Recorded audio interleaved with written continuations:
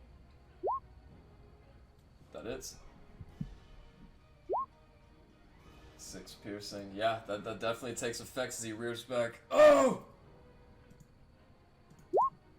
Another one. Oh, yeah. Your second one does not have a prof, so that still hits. And as you hit 12 damage, you catch him on the head with your elbows, you bring it back, and just knock him unconscious. Combat is over. These guys are both now drooling out of their mouths and completely asleep.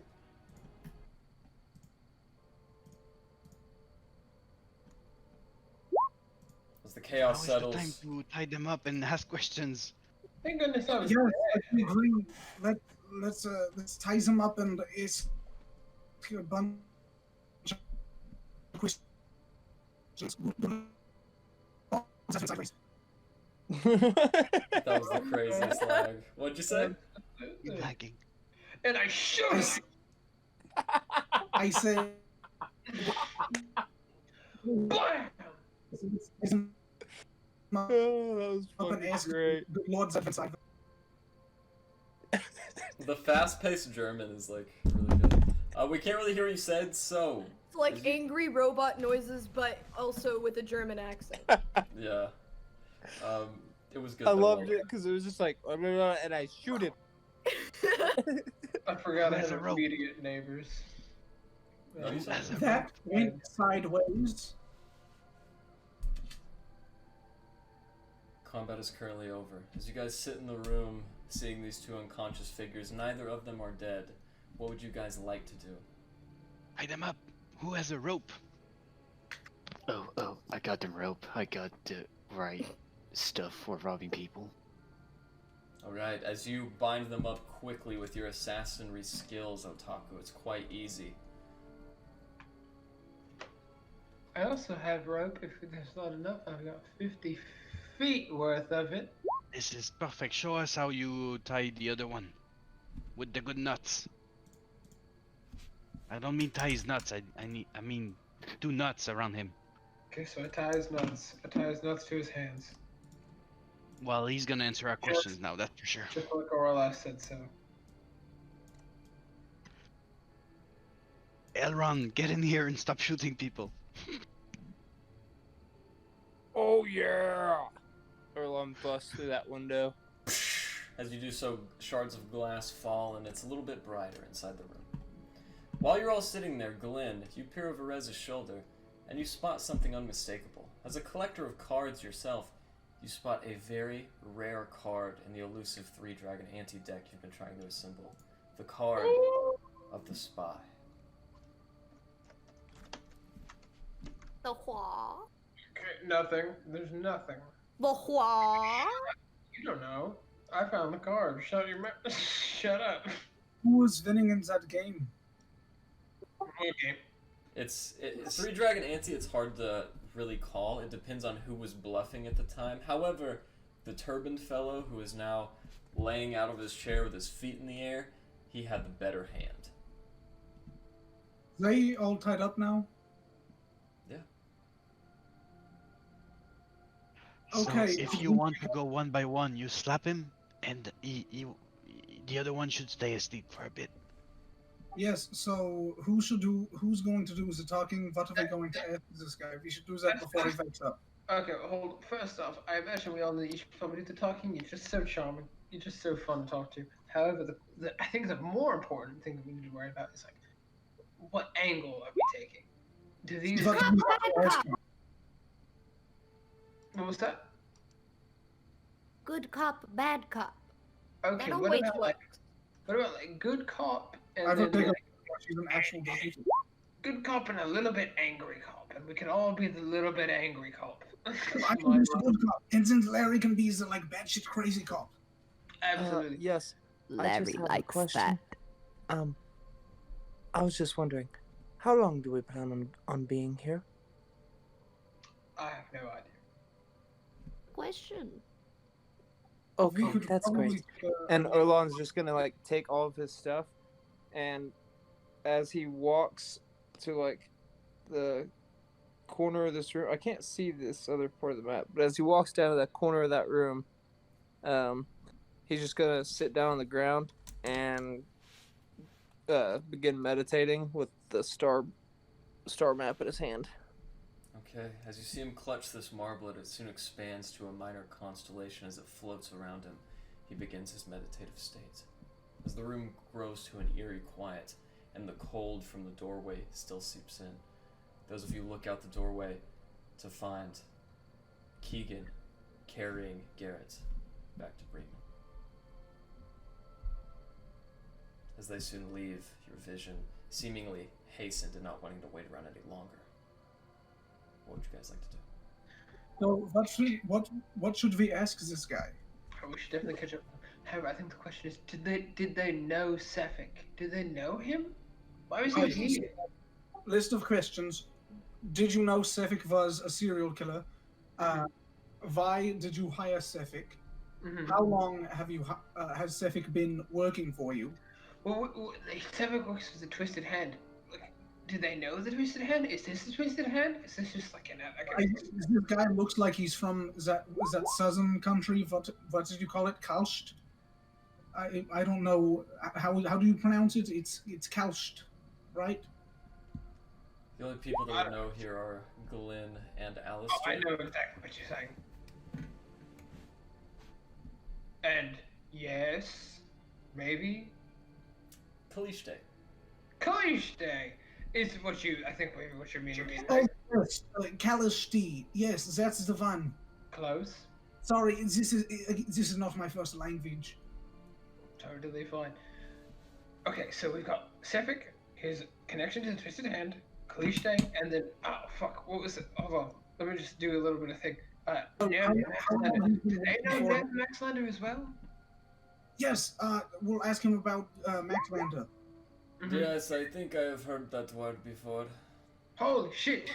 Scheiße, he's awake! Okay, hey, how you doing? It's good that you're awake. I'm so sorry things had to go this way. I wanted to play cards. What happened? Did I win? Oh, I don't know, but I think I looked at your hand. It looked like you were winning. Yeah, speaking about my hands, they're very uncomfortable at the moment. Can you relinquish these Oh, rolls? no, not until we know that you can be trusted. While this conversation's going on, I pull out my sword and I put it over and say, "I'll fucking kill you! I'll kill you!" Put down your sword. It's not that extreme yet, Glenn. Put your sword down. Can we tell if the man is rich or bourgeois? He seems to be very wealthy as he kind of looks around.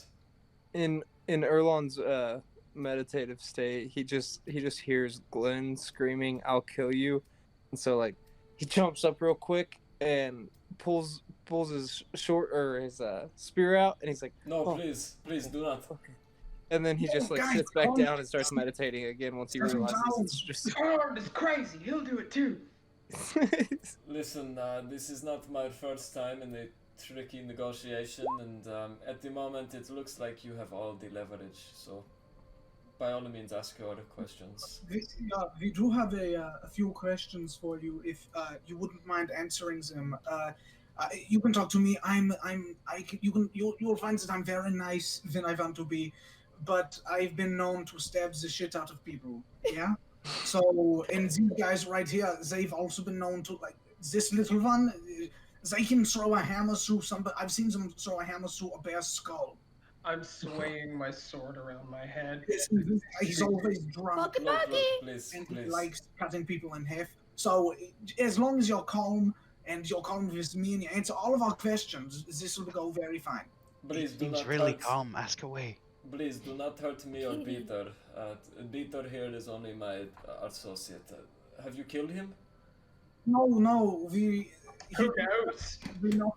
knocked him unconscious. He's fine. Look, fine. Go. What are your questions? Go. Ask him his name. Yes, we would like to know your name first of all. It will help us get to know each other. Yes, I am Oliver Beck.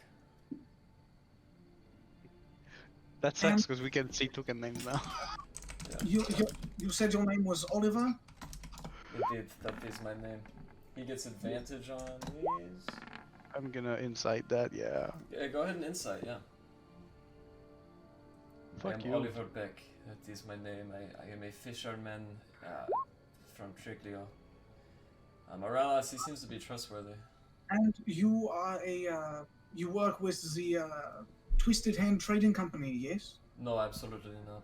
I have never even heard of what you say. I would like to inside that section, if I may. Yes.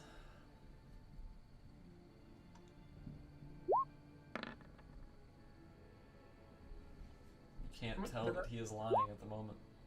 Neither can you. Okay, let's for the moment act like you're telling the truth. I am. What did you hire Sephyk Kaltro for, and how long has he been working for you? I have no idea what you're talking about. Sephyk, you worked with us for a short while. You know. I slammed my sword into the floor. Yes, you know. We know that you hired Sephyk Kaltro, or at least he was assigned to protect you. Alistair, do you have that receipt? Alistair's in a different building. Who has the receipt?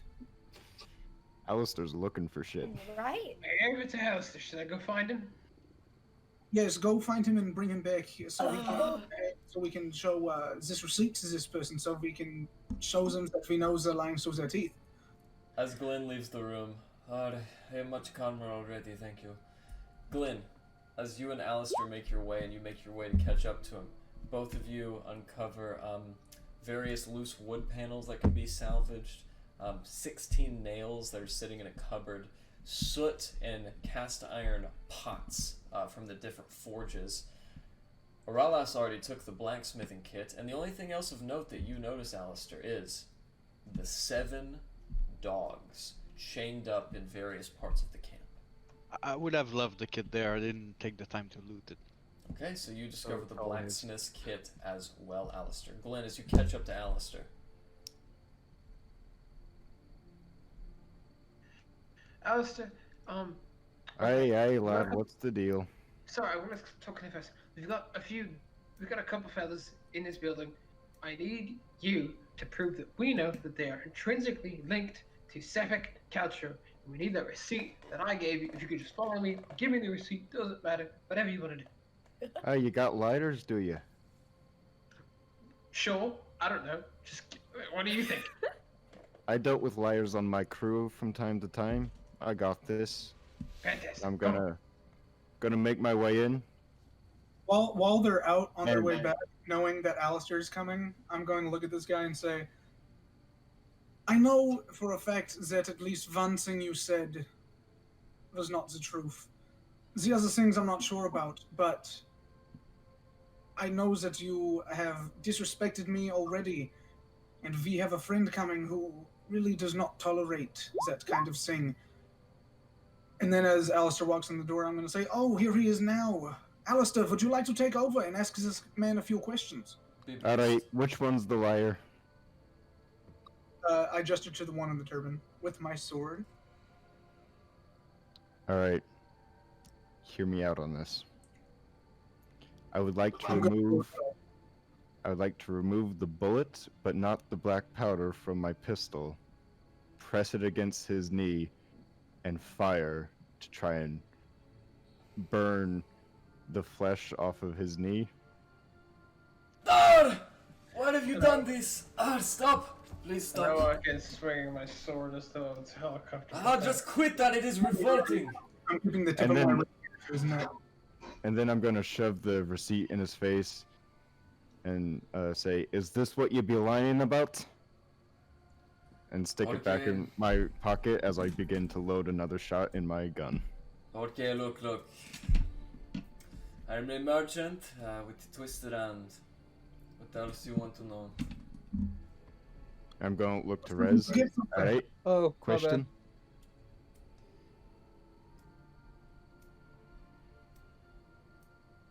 Alright, what's your sword question? around in a circle above my head, as I have been doing. Wait, so how long has Sephyk been in contact with the Trading Hand company? It's much longer than I have, to tell you the truth, and as a matter of fact, this is my first time in, what do you call it, Dale lands. Oh, I hope we are giving you a very warm welcome. You guys see what I did there? A warm welcome. Anyways, please kill me. That was fucking good. no, we have some more questions, specifically about the trading the Twisted Hand. Who is in charge of the Twisted Hand? Listen, this is all common knowledge. I do not know why you must tell me. This information does not reach foreigners such as myself. I'm sure you've heard my accent. Look, I do not know what your business is with Sephyk, but go deal with him. We are all upstanding men trying to run a proper operation. Erland, you have something in your bag, don't you? Why don't you put that on the table and show this man how we dealt with Sephyk? Ah. You have to slap him a bit. I think he's meditating at the very improper time. While we're waiting for him to wake up, I'm gonna point my gun at the other one. Alright, one lie, I shoot you. 2 lies, I shoot him. Look, leave Beater alone. He's just a common working boy. I am the one with the answers here. Hey, so you know the stuff. And then I'm gonna cock my gun. And Still yeah, pointing at the other one.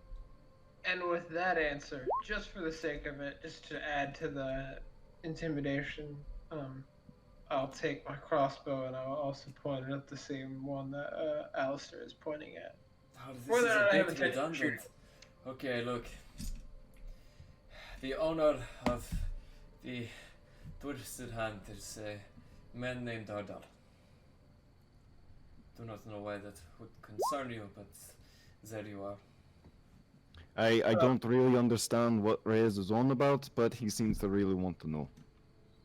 Just that you guys have history visiting, you couldn't tell me. I'm very curious. This thing seems to be everywhere. Look, we have expressed guidelines to follow when we sell to a new place. Nerth, Speaker Maxilander, as you know him, has his own interpretation of these guidelines, but I entrust you everything we have done here in Breeman is up to code. Why were you lying about not being with the Twisted Hand Company? You're bandits, no? It is company policy to not let bandits know of our nature.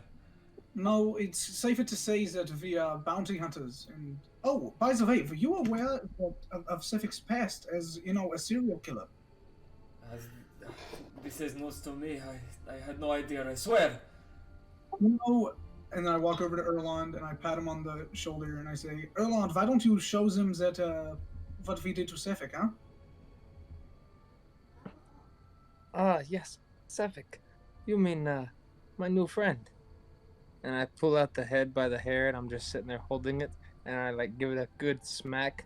I'm like, ah. Pretty.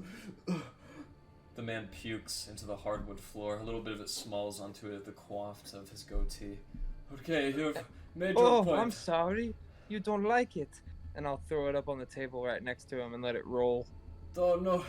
Please, I will not do one of this, I swear. What else do you want? Who are you people? If I can, just real quick, I would like to lean into Rez and just whisper in his ear something along the lines of like, why was Garrett here? What did they have to do with Garrett? Oh, yes, that was a very good point. Why kidnap the Garrett man? It's a very nice Mr. Garrett. Twisted Hand Trading Company guidelines are very strict when it comes to competing merchants. To make alliances with them and to halt their efforts whenever necessary, but Nerth Maxilander instructed that we should take the trader who is working with the children of the Fae and ensure that he could not lay down stakes in Breeman. We were to kidnap him, bring him back here until our contract with Speaker Shellscar could go through, and then relinquish him, but Sephyk got carried away. He smacked the man around, and then he stabbed him. So you're saying that the guidelines of the Twisted Hand are to take out the, not just outcompete, but literally take out the competition. No. Guidelines are very strict to deter competition, to persuade people to not come against us, but Neth has gone mad with power. He is the only viceroy of the Twisted Hand here in Tin Towns. He thinks of himself as a king.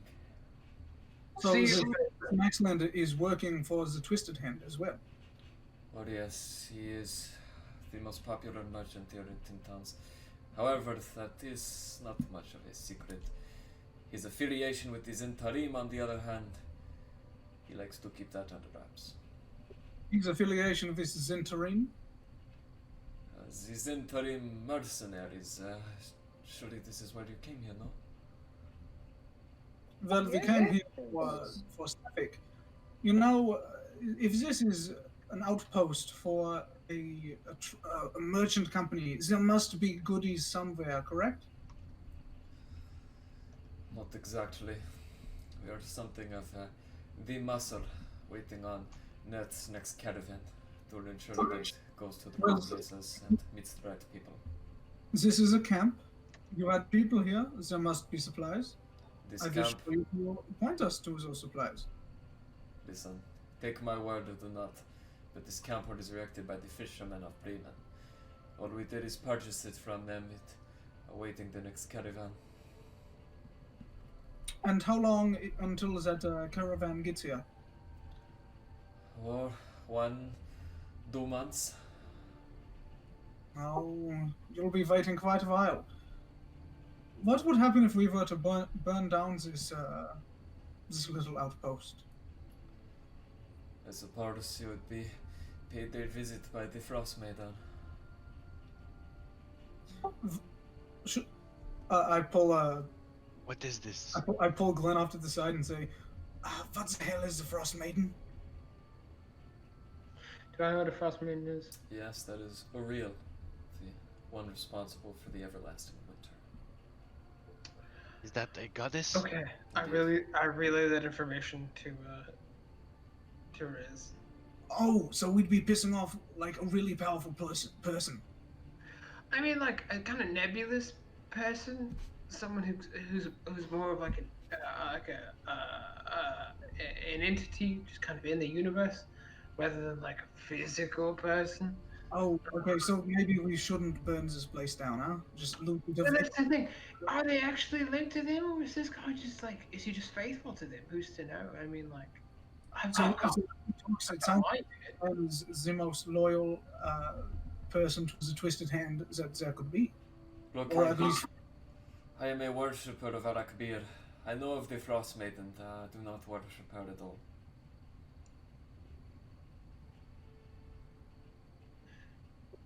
you seem to be a man of decent wealth, and you came here, so you have goodies. Larry, would you like to ask them about their goodies? Oh, I would love to. And I come in, walking in slowly with like my hammer. Look, okay, I will just come out with it. Sephyk's gold was paid to him upon arrival. I paid the other mercenaries around 10 and a little more if they caught game. But I have nothing on me except my personal belongings. That's fair. Turn around! Spread your legs! Okay, will you hold me to my feet?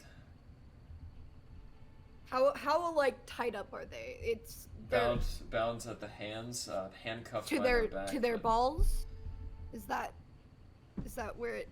That was a mistranslation, but you can That was say a that if you wish. To what? You can attach their testicles to their wrists if that Well, is no, what you wanna no. do. I was just asking. I thought that's my bad. You're I crazy. misheard. I thought y'all were crazy. So. It's the dwarf. I He did went shoot to one of town them in with the knee. Anyway, She's fucking crazy, I'm telling you. She's fucking crazy. During the whispering, Glenn's I'll still. help them up. Glenn's still. Turn them around. Sword. Start patting them down. Doing the whole routine for the shinies. You found a bulge in his back left pocket. What's this. As my you pull it friend. out, you find a silver locket with a clear glass clasp. Ooh, I'm gonna pocket that. Please, take everything. Take the turban from my head, but leave me with the locket. Okay, it looks Okay, very good. nice, and I take the What turban. about this locket? Why do you Please. need it?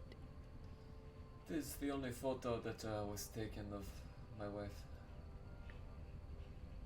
Can I give him the photo, but then take the locket? If you wish. I'll do that. Well, I suppose this is better than nothing.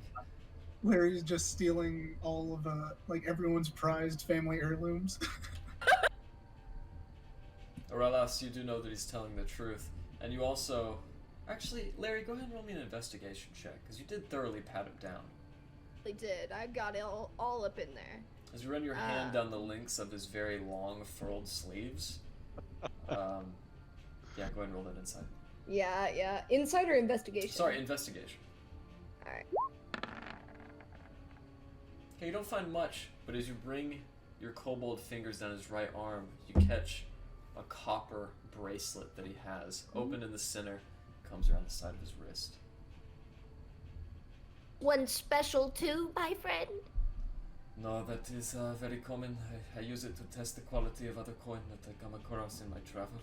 Please take it if you like. Oh yes. If we save your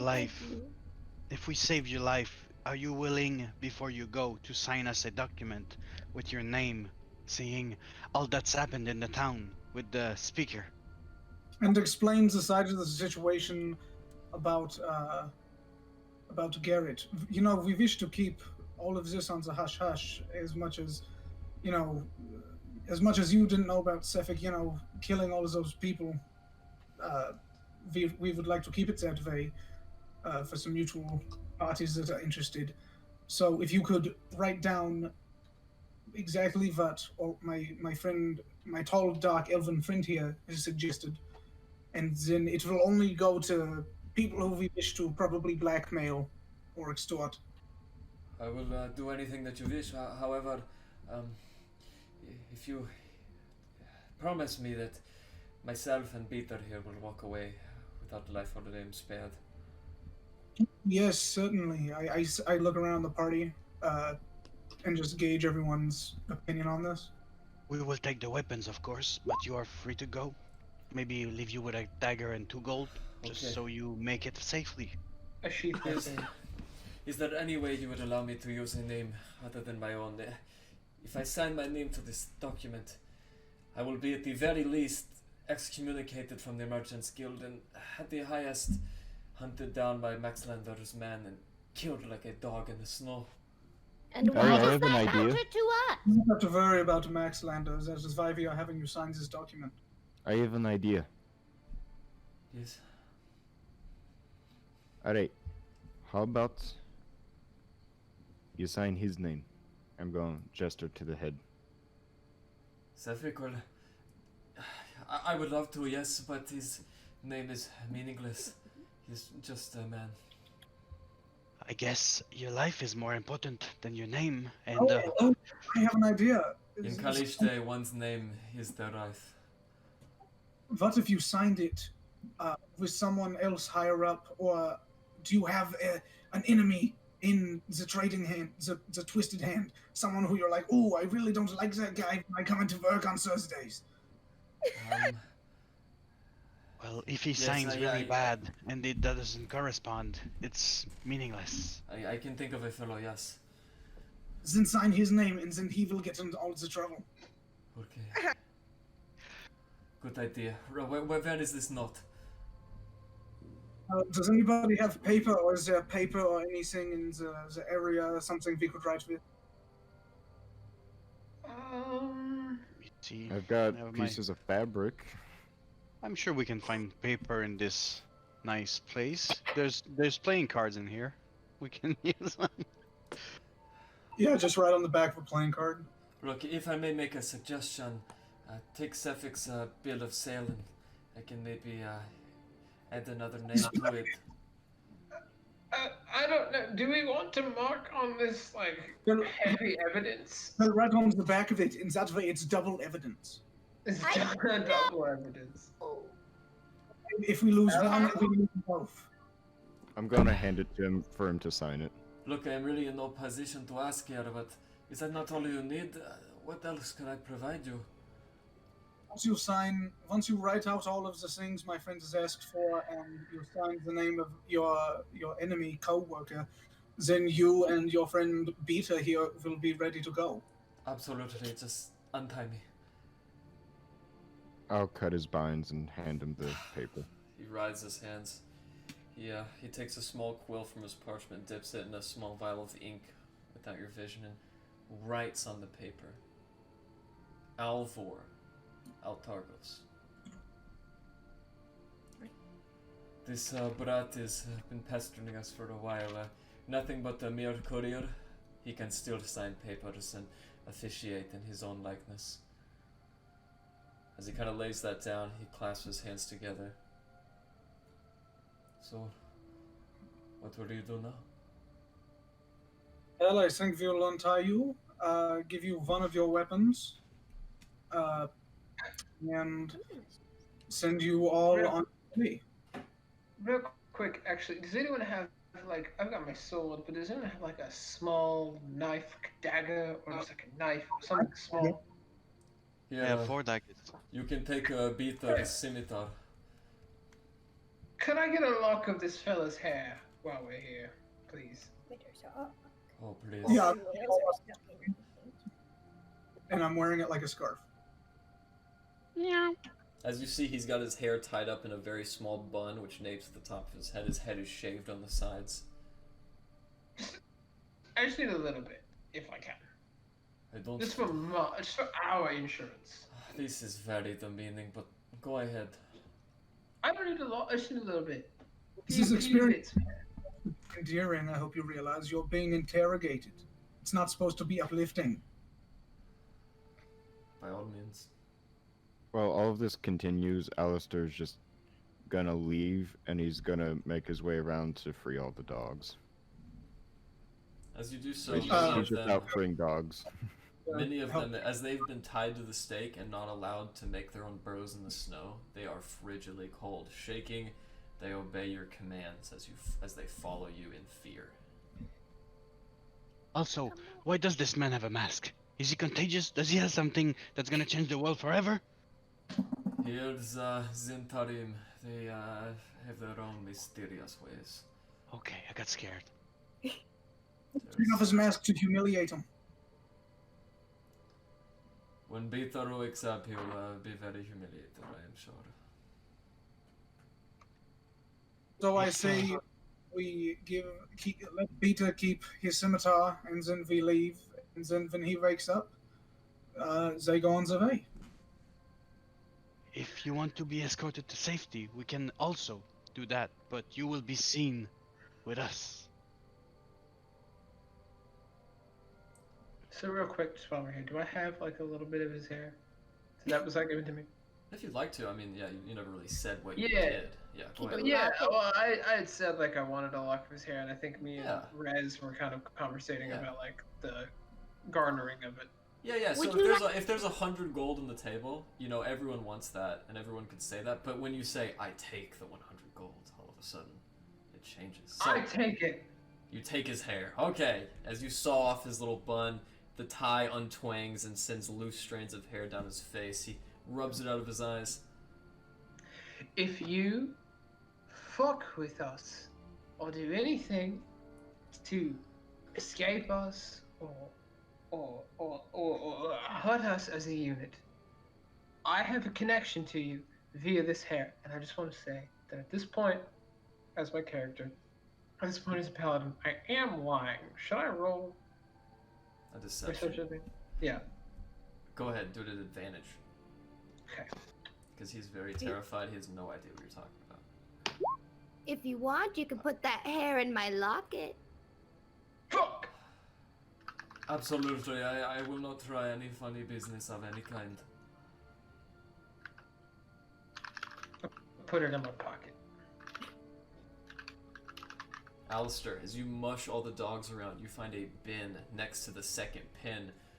which actually contains all of their harnesses. As you fit them all, you also recover, I know you're taking a lot of notes, Zach, you also recover one more harness that doesn't seem to go to any of the dogs.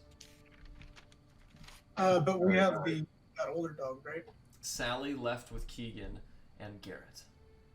So I would like to hook all the dogs up to the sled. And I'm sorry, but I would like to head off after Keegan and Garrett to try and catch up with them, because I feel bad that they're just out walking in the wilderness alone after one literally died. Alright.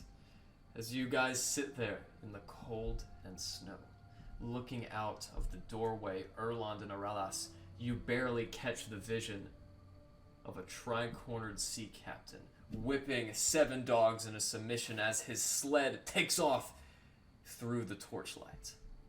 I'm sure we'll be back. He's gonna pick us up. It's not like I have 3 HP left. He's gonna come back for us. He's got fucking dog on a sled. We need to hear you say mush with that accent, man. Say what? Oh yeah. Hey, mush, mush. And as they rally forward, rallied by the collective warmth of their bodies that they've been spared for so long, you crest the hill through the tree line and you see 4 figures walking, illuminated, silhouetted against the rime of the dimly lit green and blue-hued sky. Doublegruff, Shalescar, the dwarf, Keegan, carrying the lifeless body of Garrett, and Sally in tow. He's not lifeless. He's unconscious. Sure. We're doing some good in here. We healed him. He had a pulse. Yeah. I'm gonna pull up, check on them. I want to check on Garrett. Sally routinely gets in a position, and Keegan kind of grabs her at the reins. Come on, it's not for you anymore. Hey Cap, how's it going? Hey, I felt bad. We all just let you wander out alone, so I wanted to come check on you and offer you a lift. About that time, Garrett pipes up with some blood out of the corner of his mouth. He interrupts Keegan before he has a chance to speak. Aye, then do something about it. Oh, don't listen to him, he's delirious.